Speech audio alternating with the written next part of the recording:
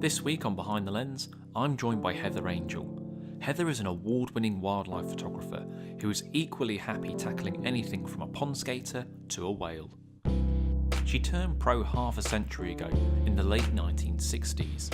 In the early years, she lectured in the winter months to pay for gear and travel.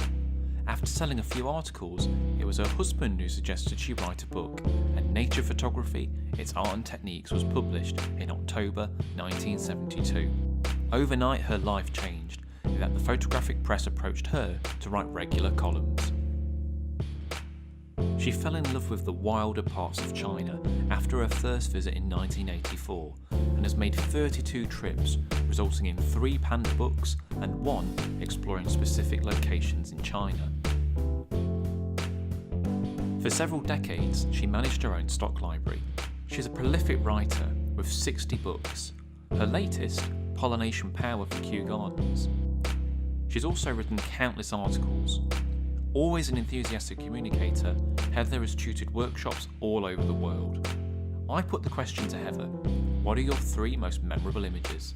Well, thanks for joining me today, Heather. We're here at Slimbridge. They very kindly let us use this room.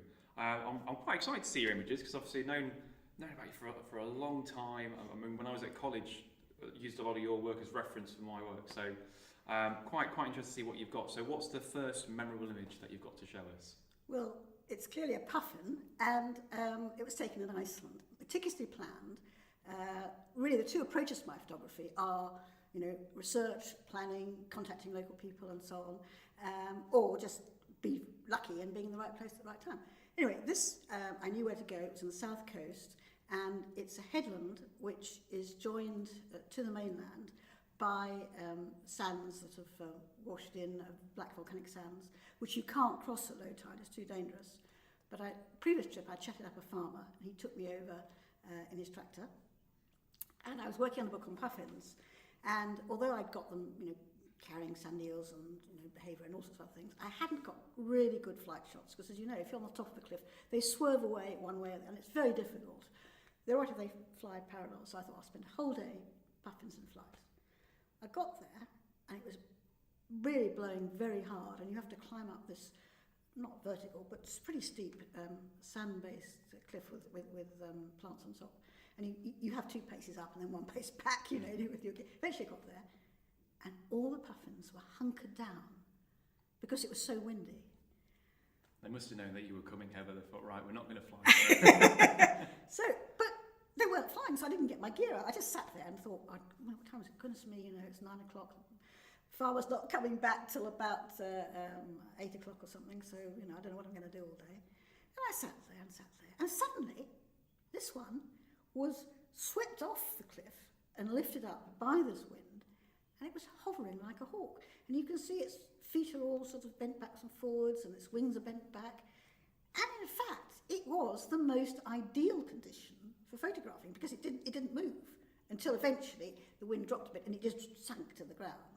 But it was taken on film, and I haven't managed to go back and check how many are left on the film, which I still have, and yank the best ones out. But probably I got 30 to 40 shots. So how old is this image? Oh yes, well, it was taken on my birthday, because I had all my film notebooks, you see, and I went back and looked, so that was quite fun. So it was in July, and it was about 2001, I think. Okay. Yeah, so it's quite a long time, yeah. Yeah. But anyway, I got the picture I want. So, you can plan as much as you like, but then things, of course... It's luck, at the end of the day, a bit of luck goes a long way, yes, doesn't it? Yeah. So your second image, tell us a bit about this. Well, this is one of my favourite panda pictures. It's no secret, I've been to China lots of times, and I love it there. And I like to do pandas in the winter because it proves that unlike brown bears, which hibernate, they're active in the winter because they've basically got their diet all wrong, because bamboo isn't very nutritious. And if you only got to look at a panda dropping and see how undigested most of the bamboo is, that they've got to feed, not quite every hour of the day, but most of the day they're feeding. And it's not difficult to get shots of panda feeding. Anyhow, I was there with a few people. This is not in the wild, I must stress this. This is part of a breeding centre, right, but it's okay. released into a huge natural enclosure. So Right. you've got the natural surroundings. So it's living a natural life, but it's enclosed. Yeah, sort of. yeah. Okay. Anyway, and I was chatting to somebody, and we climbed up. I think we climbed onto a roof. I can't think why we'd done that actually.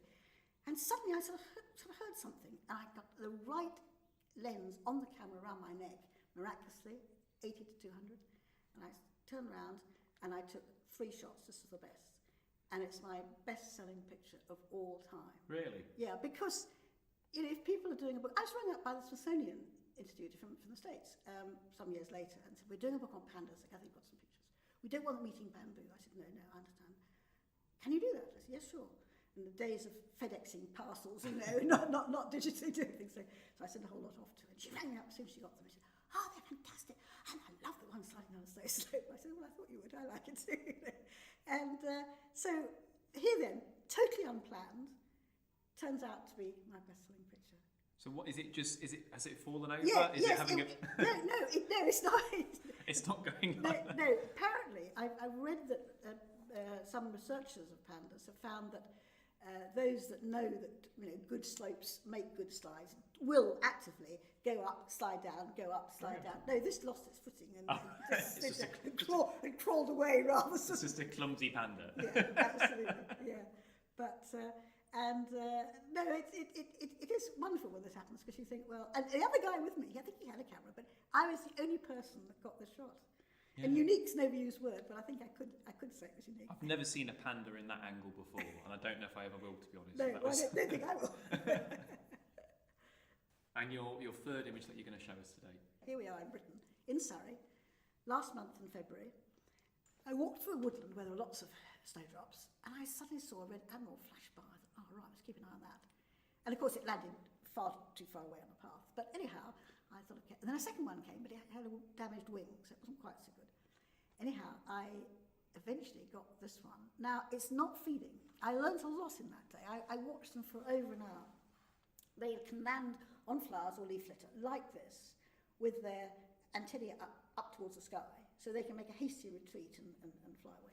If they're feeding, if you think about it, their proboscis has got to get into a downward pointing flower. So it turns through 180 degrees, so its head's facing the ground, and then the proboscis just has to curve up inside the flower. Makes sense, yeah. And I have got a picture of that, but this is a nicer one. And the interesting thing about this, it was a very warm day. It wasn't the warmest day in February. We had temperatures up to 14. This was probably about 12 or something. And here it is, enjoying the sun. And here you've got 2 species, which I won't say never, because obviously it isn't so, but you don't often see butterflies associated with snowdrops. And No.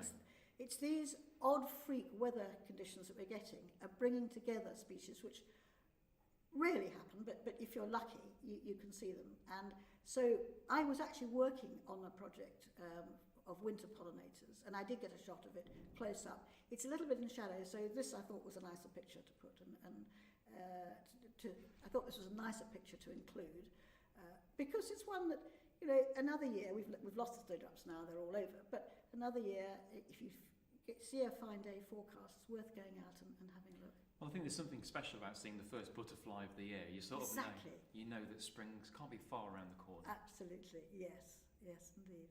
Well, it's been an absolute pleasure having you today, Heather. What have you got coming up? Well, I'm working on various things. A book on lighting for macro, toying the idea of doing a memoir. I don't know, it'll probably be on China, but all the things that happen behind the scenes. A couple of things will seep in. Yeah. Well, look, that's been fantastic. Cheers, Heather. Pleasure. Thanks for watching. Why not check out our other interviews here? Don't forget to like, share and comment to keep up to date with the latest content. Cheers.